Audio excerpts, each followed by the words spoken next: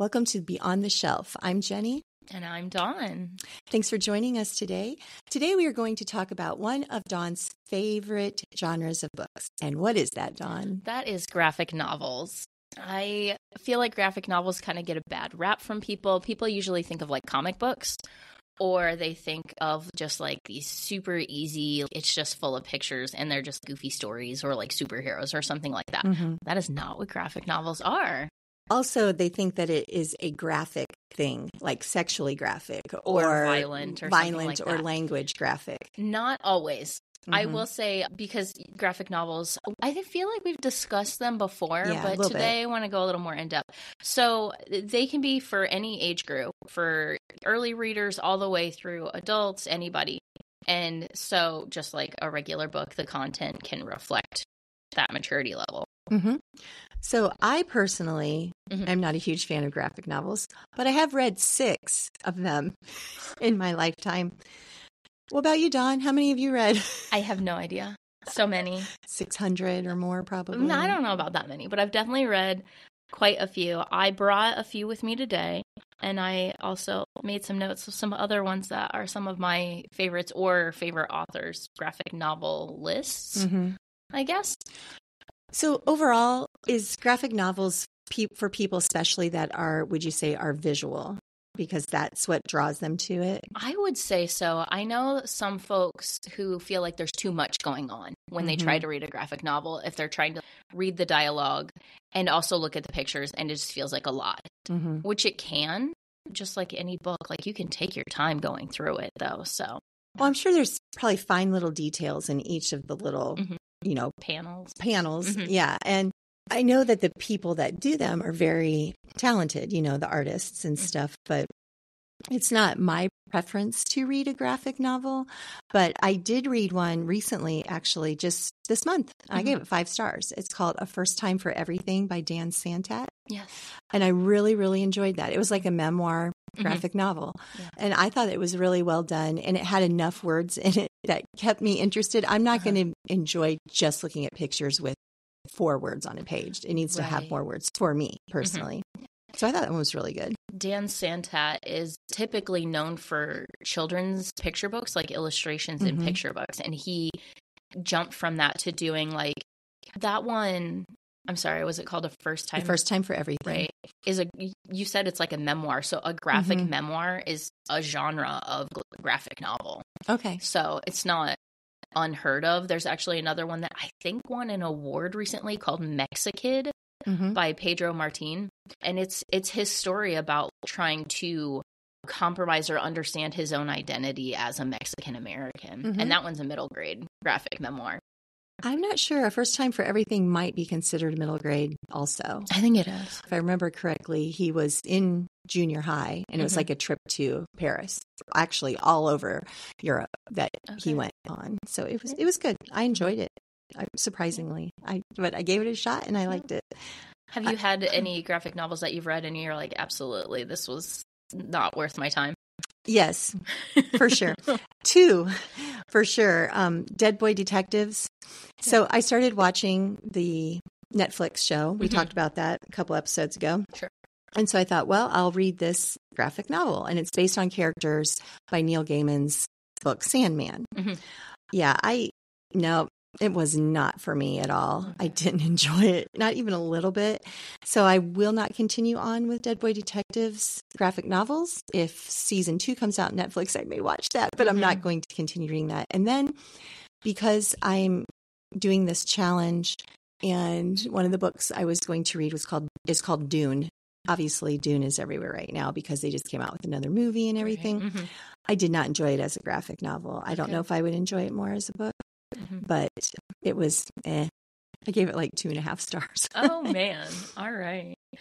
I can't give things less than 3 stars unless I thought they were truly, truly, truly awful. Like, Dead Boy Detectives only got 2. It hurts my feelings at the idea of hurting somebody else's feelings.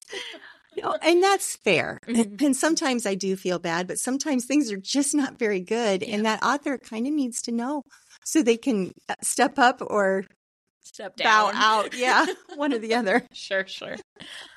I did not even bother writing down any graphic novels that I didn't like.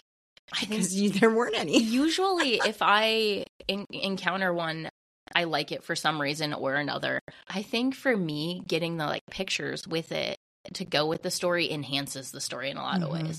So I feel like I might be over-prepared with stuff that I have for graphic novels that I've read and liked. I think maybe for me, the pictures don't enhance but detract from the story, because I think when I read, I like to picture what I'm reading in my mind. Sure. And so the graphic novel is kind of feeding it to you. And so then that is, I guess it's more of a distraction for me to have the pictures, unless I'm reading like I Love You to the Moon and Back or something like that with pictures to my little granddaughter. You know, those make sense to me. The graphic novels, not as much. But I mean, like I said, I've had some positive experiences. There's, a few others I read that I gave 4 stars to. So anyhow. One of the things that I like about graphic novels for younger readers who are transitioning is like they're used to, you start out with picture books. And so they're used to most of the book being visual. And then they start reading, beginning chapter books and early reader books like that. And a lot of those still have pictures, and they'll have fewer and fewer pictures until eventually they're reading what we consider a traditional book that doesn't have any illustration to it. But especially for reluctant readers, graphic novels are a really awesome bridge. For sure. Between that, especially like if you really can't. And there are some stories that are meant for older readers that I think are fantastically enhanced by having pictures. The Invention of Hugo Cabret, and the author's completely evading me, is a very thick book, and it is mostly pictures. It's like a graphic novel in that way. And it tells this really fantastic story. It's like a picture book on steroids, really. And that's one that translated really well into a movie as well. Well, I also read Kindred. I read the graphic novel adapted by Octavia Butler, who she is. So I was in a book challenge, and one of the challenges was to read this author. And so I just did a lot of research, and people were really complaining about her books. They weren't enjoying them. So I was like, okay, I'll just do a graphic novel, because then it doesn't take as long to read. And I ended up really liking it, and I gave it 4 stars, and I was disappointed in myself because I should have read the novel. I feel like I would have really enjoyed it.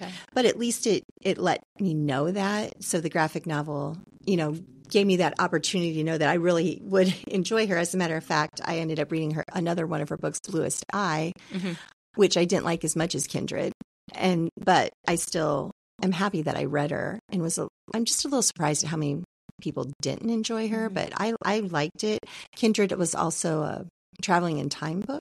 And Was that Octavia Butler or Toni Morrison? Oh, wait. The Bluest Eye is Toni Morrison. Kindred is Octavia Butler.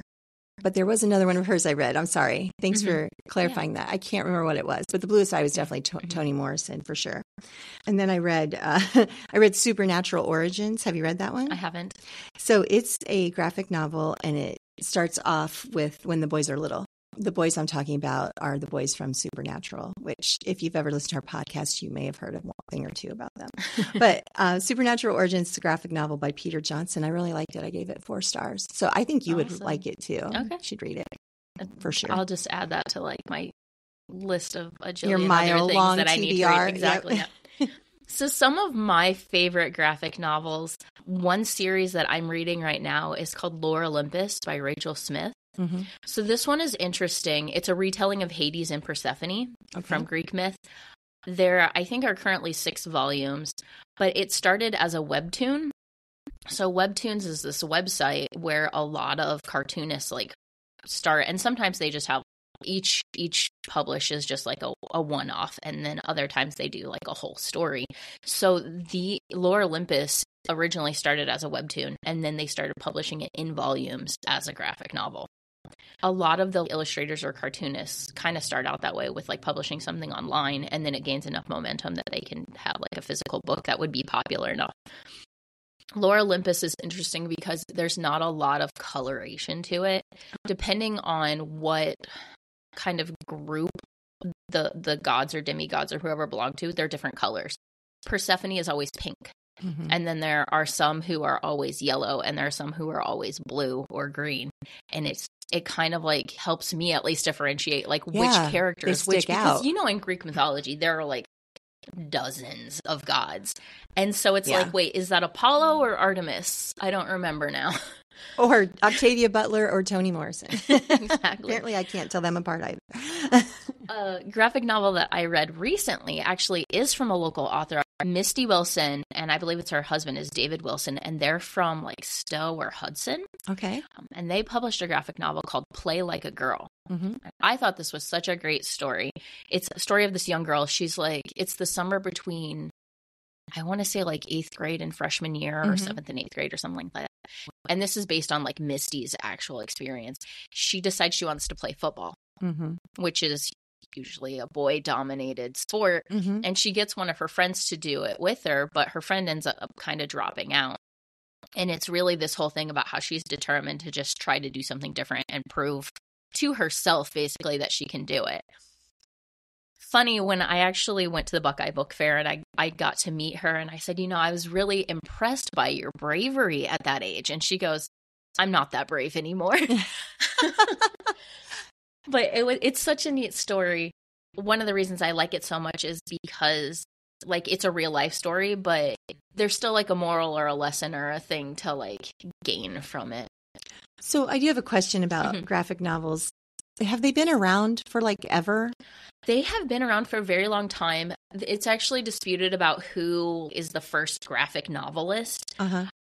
Most people recognize this cartoonist named Will Eisner, and there's actually a whole graphic novel book award thing called the Eisner Awards. Okay.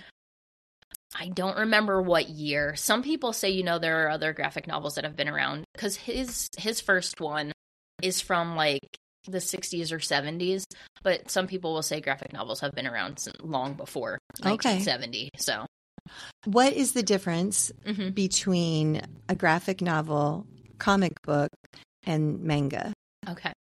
So typically comic books are a lot smaller. Those are going to be more like magazine material kind of thing. And those usually focus on like one particular character, might be like a superhero or something like that. A graphic novel is going to be a lot thicker. Maybe not, it's not as thick as, a typical book would be, but it's going to be a lot thicker. There's a lot more text to it than a comic book is going to have. Sometimes they even will have a page that's entirely text that's, a backstory or something like that. And manga I usually just describe them as Japanese graphic novels. So they're typically read from right to left instead of left to right. Like in Western media, it's left to right, the way that we read. Manga actually can be broken down into lots of different genres. Like sometimes like there's a whole genre that's just kind of like high school romance.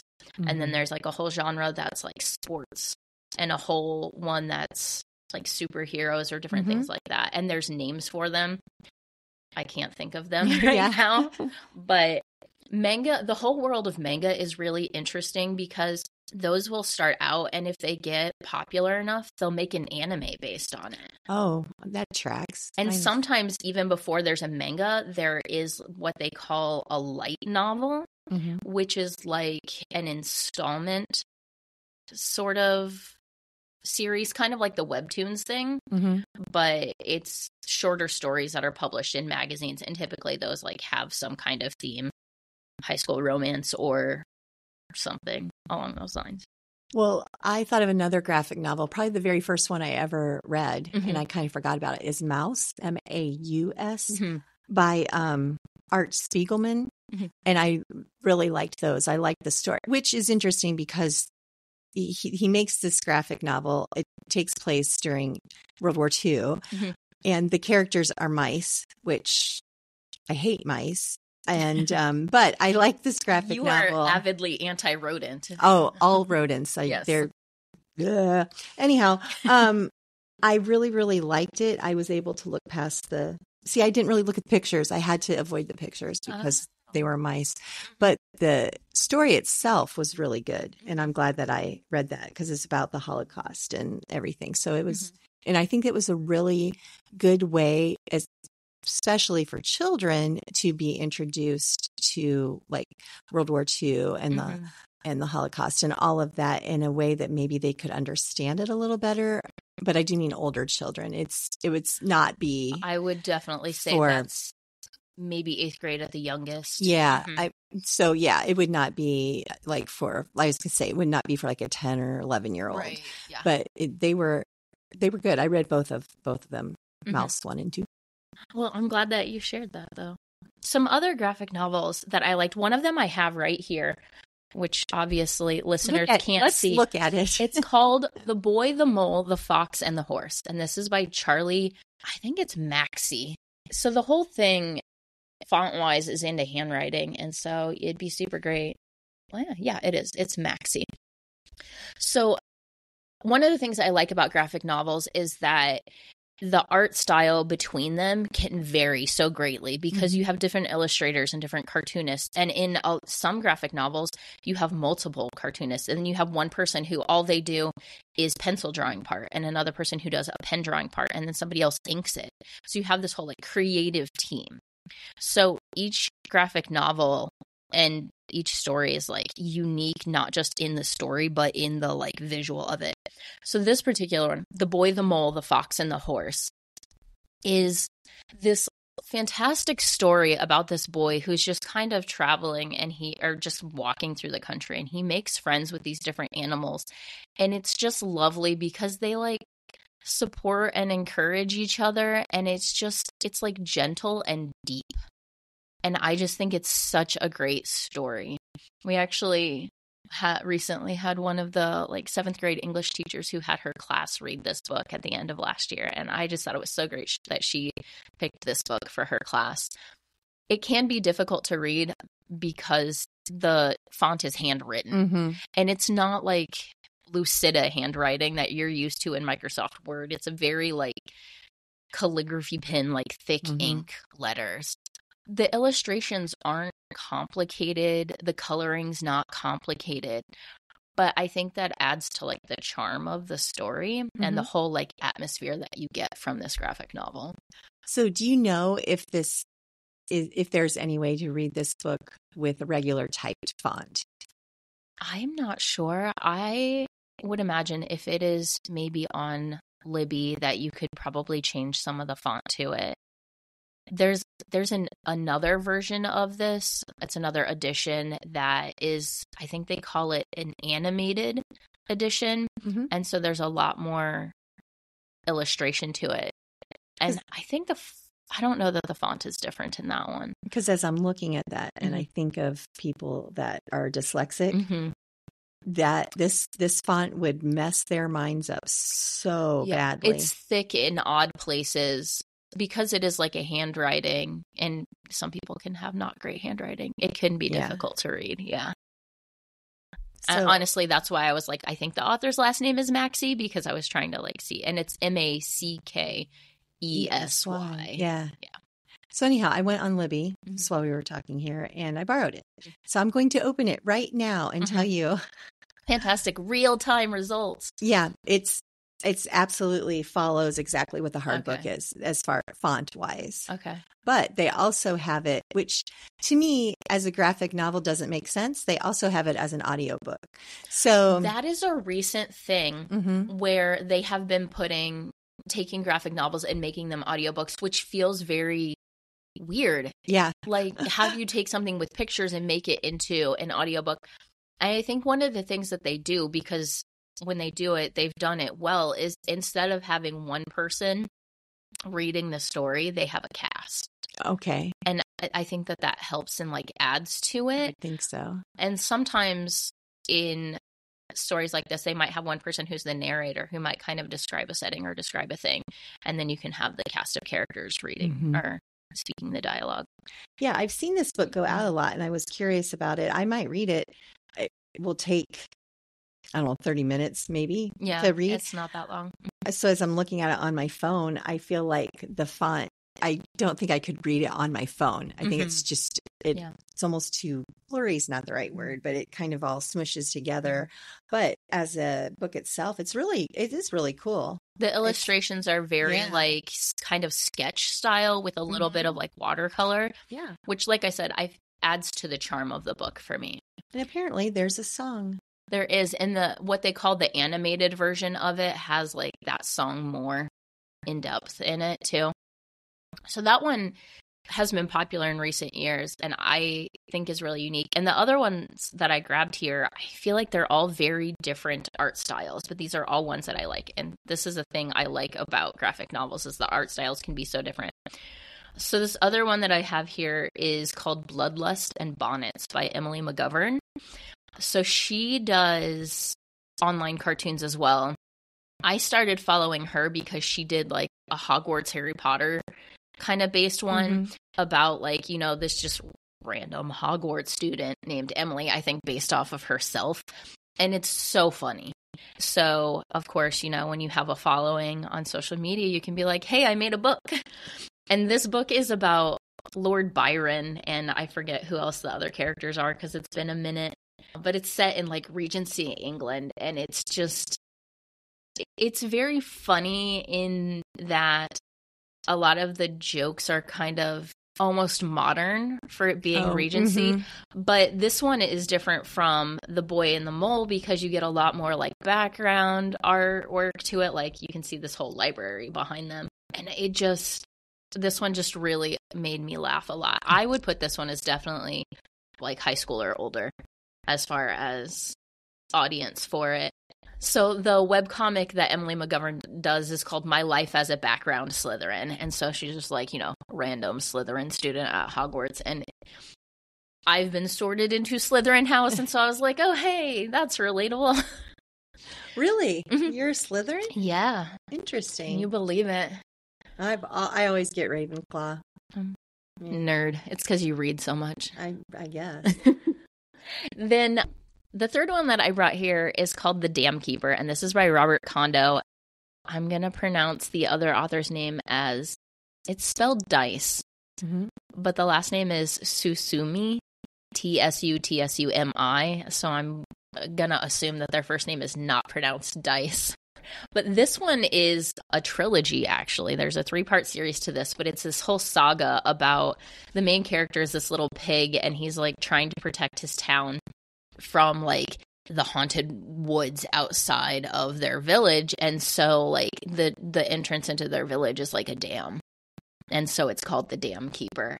Also, the artwork is very soft in this. There's not like any harsh lighting or like bright colors, but the story is so well done and just really fun. And I am always a big fan of in a book, if there is a book that has a map at the beginning, I am in it. I am ready for a book with a map. And so this graphic novel like kind of explains like the topography of this area and what their windmill looks like on the inside and everything.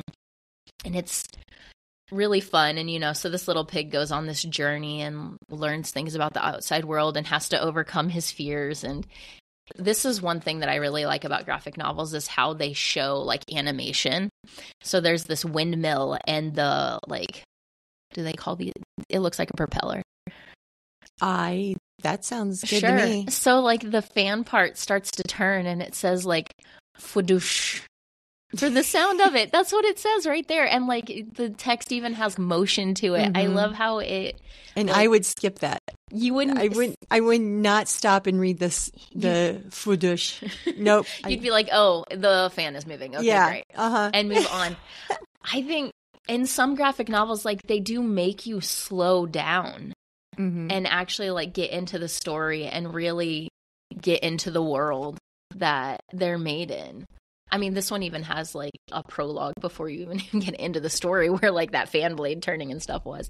They're just kind of create a universe in a different way that I think is really cool. I think everyone should try a graphic novel at least once because they might have some prejudice against it, kind of like I did, you know, thinking that it's not a real book or that it's graphic in a way that you don't want.